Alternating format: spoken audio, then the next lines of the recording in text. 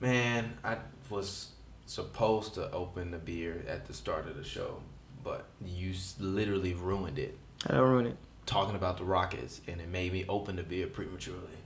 So there is no beer open. There is no epic opening because we still in the dog days of the summer. But guess what? We live, we back. It's Hoops and Brews. We all live and back. Welcome. Hoops and Brews. Yeah, I mean, literally, we didn't go nowhere. We still been here all summer long. Yeah, we haven't went anywhere. Shout out to all 35,000 of y'all that watched, last week or this week's, this week's show. Like, the fact that we can get so much out of so little portion of content is still great. I mean, like, if you think about it. Like, it's a lot of shit. We talk basketball for 2 hours. I mean, people cannot talk about basketball for 2 hours. I mean, yeah. Well, no, but if you think about most shows that come on during the week, they doing 2.5 hours, but that's over 5 days. We do 2 hours, and we do an hour and a half. Fair. And it goes for the whole week. And Fair. it still lasts, so that's kind of crazy. Fair. But shout out to y'all. It's Hoops and Brews. Yeah. Hoops and Brews. As always, your boy TPJ. You can find me on Twitter, Instagram at RealTPJ as always. This is Hoops and Brews. Follow us on Instagram, SoundCloud, YouTube, everywhere. Also go subscribe on MLG Highlights. If you're listening to us right now on Brews Day Nights, on the Nothing But Net channel on Dash Radio. Appreciate you. Shout out to you. Thank you for coming through and listening every week. Enjoy the ride. As always, this show co-stars rapper extraordinaire Pavy. Go ahead, get your plug in. As always, man, follow me on Twitter, Instagram at Pavy World, PAVY World, all one word. Guys, please, no basketball opinions on my personal page. My personal page is for Proverbs, music, and women. Speaking of music, Problematic is out right now. Please go listen to it on whatever streaming site you prefer. And also, Proverbs, the pre-order link is up. It drops September 14th. So, guys, if you could go pre-order that would be amazing. But yeah, you've been dropping a lot of music. I haven't dropped a lot of music. I dropped Rolodex 6 and Proverbs is coming. Yeah, no, I remember it felt like forever you were saying like new music on the way soon, and I did say now, for the past 12 episodes. It's been a lot. Yeah, so you can actually go research the music. Exactly. So guy who obsesses over beating the Golden State Warriors. Yes. I'm not even going to talk about it because obviously you've been calling this man a wizard. Daryl Morey is a wizard. I was questioning. Okay, so when Daryl Morey let Trevor Ariza go, I was questioning his wizardry. I was like, you know what? He obsessed over beating the Warriors for 1 year, and then just said, he did. He still has. No. They're not any closer. Go ahead.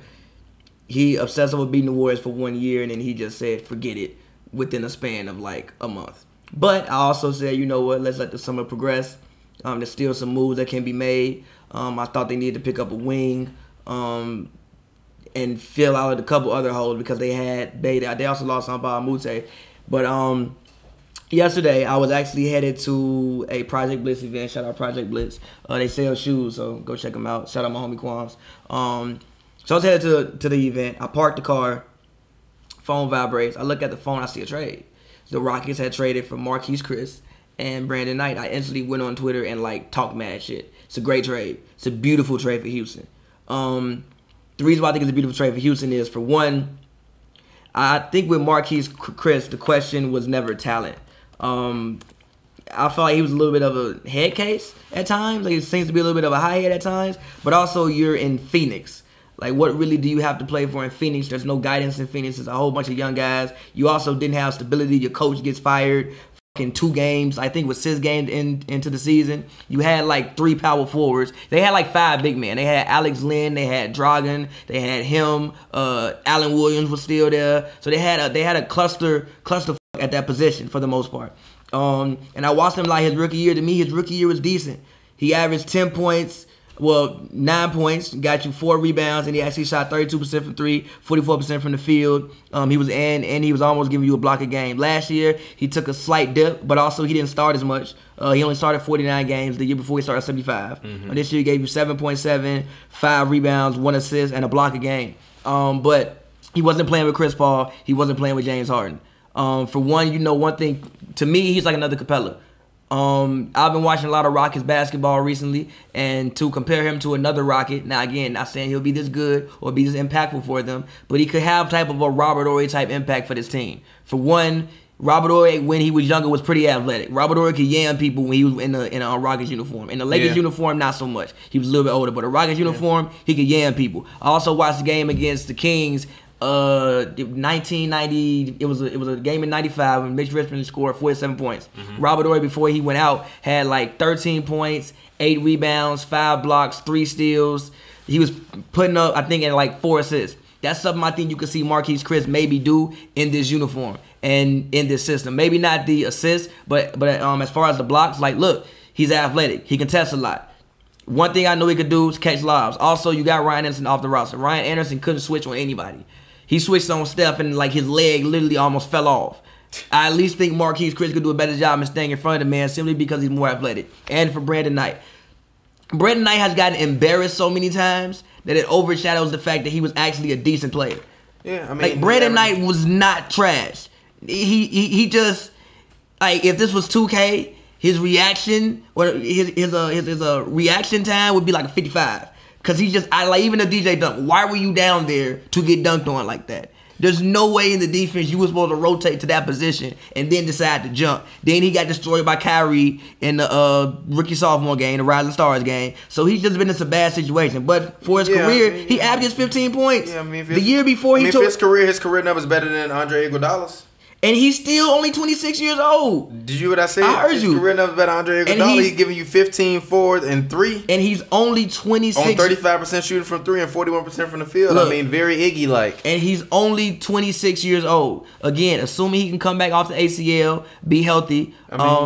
You know, like AC. I mean, he's a good insurance policy. Exactly. If Chris Paul goes down, at least you got somebody else who can create and get you a bucket. No, if Chris Paul if Chris Paul goes down and he's there last year, a healthy Brandon Knight, they win. I don't necessarily know they win if that series, but nah, they win that series. I'm not gonna say that. I mean, he played 54 games last year, 21 minutes a game. No, he didn't. He didn't play last year. That's from the year before. He tore his ACL in the summer. I forgot. I'm tweaking, super hard. And even still, like that year was they had like 3-point guards on the roster that year because they still who did they have? They still had Bledsoe. So Bledsoe was there. They had Bledsoe, Brandon Knight, and Ennis, I think, was on the roster. Yeah, and Tyler Ennis. Tyler Ulis.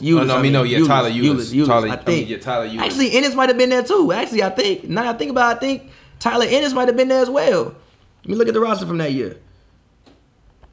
On the Phoenix 2016, 2017, they had... no, that was 2014, 2015. But yeah, they were there at the same time, basically. He only played 8 games. Even still, they had... He only played 8 games, though. I mean, even still, they had Barbosa, they had Bledsoe, they had Devin Booker, you got Brandon Knight, you got Ronnie Price, you got Ulis. Like, you got a lot of guys. That's like 6 guards. You can't play them all. So, last time that man actually got an opportunity to play, I think he gave, 19 points? Brandon Knight can hoop.